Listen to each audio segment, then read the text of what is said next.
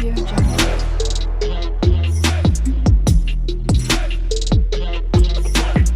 Audio Jungle.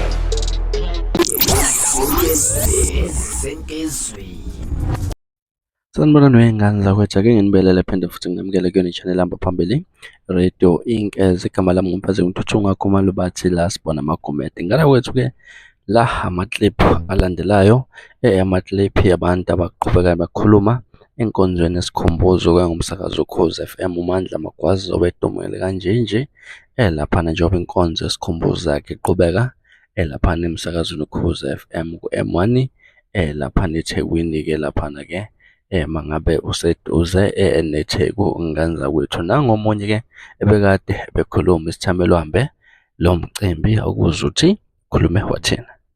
Inhliziyo yami iyathobeka, umoya wami uyathobeka. I never thought ukuthi uMandla ngasingathwa kanjena. So ngiyabonga noma ngabe bekuthiwa akasasebenzi la ekhaya.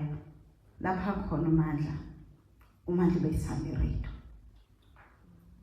iRadio impilo kaMandla. So ngiyacabanga ukuthi uyajabula lapha khona.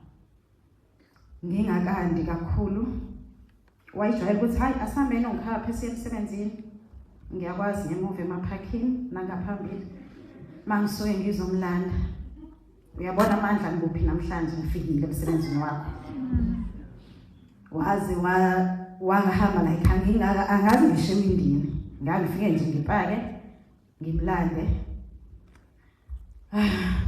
So kukakhulu nje ukuthi this past 4 to 5 years uMandla was not himself. Ngiyacabanga ukuthi abanye banotisile. So ngithatha leli thuba makhona abanyathelile esemsebenzini, makhona abanyathelile kwi-community yonke, ngiyamxolisela kakhulu. uMandla was a kind person. uMandla ubebeka idingo zabanye abantu before idingo zethu. uMandla ubekethi yazi ngqongini kubani imali ukuthi angikutshelanga ngoba ngiyazi uzongithethisa.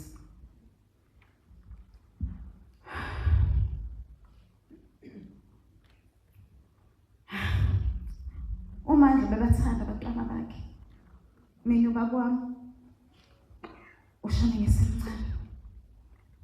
Kodwa uMandla bebathanda abantwana bakhe. uMandla was a soft dad. Bengibizwa ngenkanyama ngoba mina bayazi ukuthi kumele ukuthi ngihleze ngithethe, but when kufika kuyena yonke into uzohleze bayizi. Bayabazi abantwana bami la emsebenzini bengihleze ngithetha njalo. Ngithi ubasaba abantwana emsebenzini kodwa engafuni ukubashiya cause ubazi ukuthi isikhathi sakhe sincane. Ngiyakhumbula ngesinye isikhathi wathi ngqo ngiphatheka kabi ngoba iskill sami akekho umuntu engishiya kuyena. Wayezama ukufundisa uSinothando, I think babethi i-advert noma i-promo angisazi. Wathi I wish ngabe ngithola ithuba lokunika abantu iskill sami. uMandla was multi-talented. Sasithi makuwukuthi wenza i-advert noma i-promo athi ngqo yenza i-invoice, ngenza i-invoice noma ngisekamerweni athi ngqo lalela imasterisha-ke manje. The way we were so close, besifana nobhuti nosisi. Awekho amahlazo engawazi ngoMandla. Kwesinye isikhathi besike sixoxe into eyihlazo sihleke. Ubungeke uzi-understand. Ubungeke ukhone that deep connection ebesinayo. uMandla ubonile ukuthi uzoshesha hamba. uMandla umuntu onenkani. That's why I'm so surprised ukuthi uvume kalula kanjena ukuhamba. Cause ngiyayazi inkani yakhe. Ubungeke usurvive empilweni kaMandla if you are not a strong person. uMandla needed a strong person. Osisi nje babewangana because Mandla needed a strong person ubungeke umkhone inkani yakhe. But uma sengithe aseqila yilapha kweqala khona. uMandla unawo amabatha amaningi njengomuntu naye uyawenza ama mistakes. Kodwa ushilo wathi ngikhathele. Noma ngafuna ukumukela, but sikhona izinto eziningi. Wathi ngikhathele akhuleke ke ngisho ukhuleke. Zikhona izinto eziningi engibonayo. Wathi ngelinye ilanga ngcono kuhambe mina kuqala. And wathi nqonke kwenze konke. Impilo yami vele isokafishane.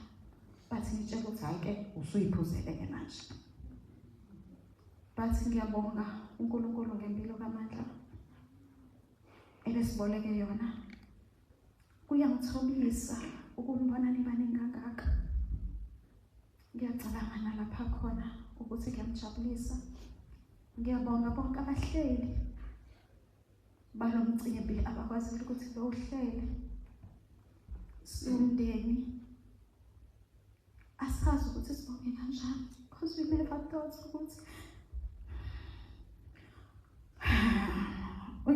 ukuthi uMandla kanti uthindwa uma esho because ngiyamazi ukuthi uthi confident ngeke usuqalileke unedrama.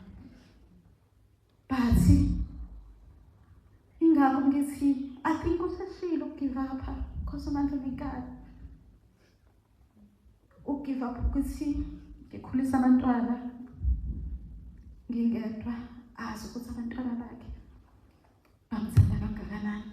Kwesinye isikhathi ngize ngibe nomona bond abanayo nabantwana bengabona bami bodwa abantwana but bekhona nabanye bathi umfundisi ukubathanda uMandla abantwana bakhe because ubebathanda uMandla abantwana bakhe.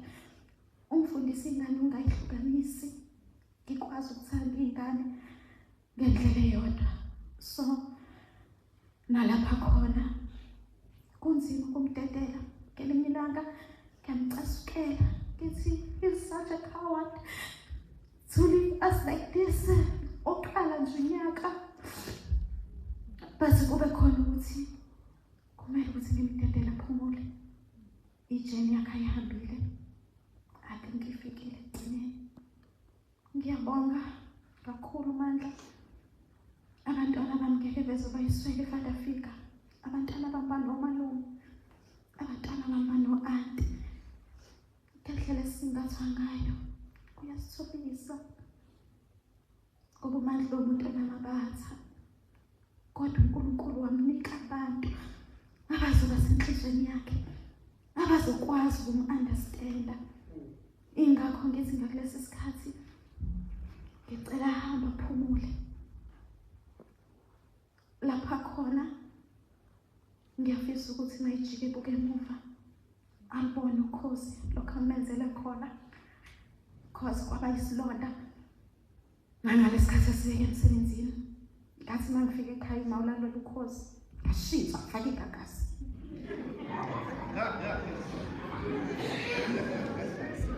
Kodwa manje ngizoshintsha futhi ngibuyisele ukhozi.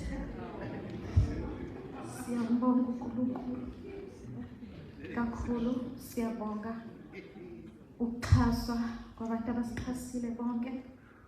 Kuyasithobisa. Sibona singafanele. Mina ngiyabasaba abantu, nawe uyazi. Ngiyabaleka nje makuthiwa khona umuntu ozobingelela. Kodwa shuthi bekuhlelo laNkulunkulu ukuthi ngaleli langa ngiyoke ngime nami ngikhulume. Sesiphilile mina ke emide kangaka, kodwa abanye amsho ukuthi abangazi kodwa ngiyabaleka ngoba abantu ngiyabasaba. So ngiyabonga kakhulu ko-Ayanda koSma, inhliziyo yami iyathobeka. uMandla benosisi, uMandla benobhuti, uMandla benabantu. Besihlala nabantu lapha ekhaya abangasonakisha ihloko zethu. Ugcina usumkela, ugcina usekumalume wangempela ebantwaneni bami. Ngathi ubazi ukuthi ngelinye ilanga uyohamba angishiye nalabantu engokwazi ukuthi makukuthi ingane ayihluphi ingane ngemali kuphela, cha, angisho imali. Makuthi ingane zidinga i-advice sengihlulekile, wayazi ukuthi ngqo kukhona abantu ozobabelela kubona, bakhona omalume, bakhona o-anti bey'ngane. Ngiyacela nje uNkulunkulu anibusise nonke, nikwenzele umandla lapha ekhona, nimthathe njengomfowenu, namthatha njengobhuti wenu. Siyabonga.